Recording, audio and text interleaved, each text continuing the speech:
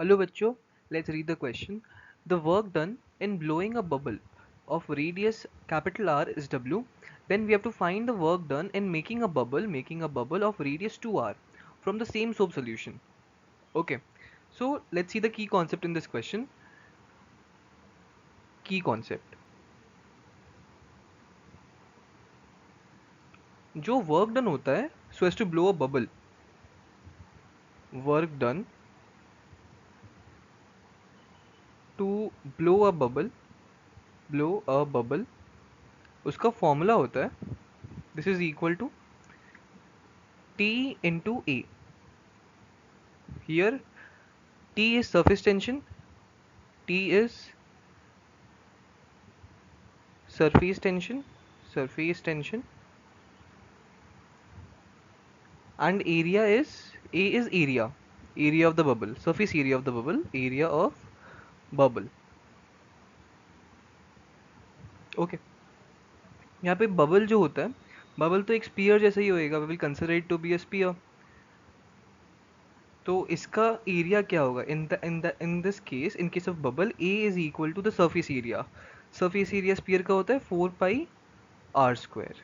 ये होता है सरफेस एरिया फॉर बबल या स्पीयर को भी बोल सकते हैं हम लोग. So this is the key concept. Let's solve the question. So यहाँ पे बोला गया है फर्स्ट ऑफ ऑल कि जब हम लोग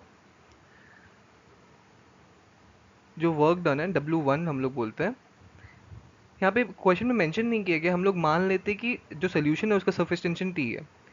late T be surface tension, surface tension in our solution, surface tension. So जो work done in case in first case है W1 वो हो जाएगा T into 4 pi r square. Okay, और जो सेकेंड केस है उसमें वर्क डन हो जाएगा T इंटू 4 पाई. अब यहाँ पे बोला है radius is 2r, so 2r whole square. So W2 is basically equal to T into 4 pi r square into 4. और हम लोग देख सकते हैं T into 4 pi r square this is equal to W1. तो हम लोग इसका वैल्यू सब्सटीट्यूट कर सकते हैं यहाँ पे, and we can write this as W2 is equal to 4 times of W1, क्योंकि W1 का वैल्यू तो यही था, ये तो W1 हो जाएगा.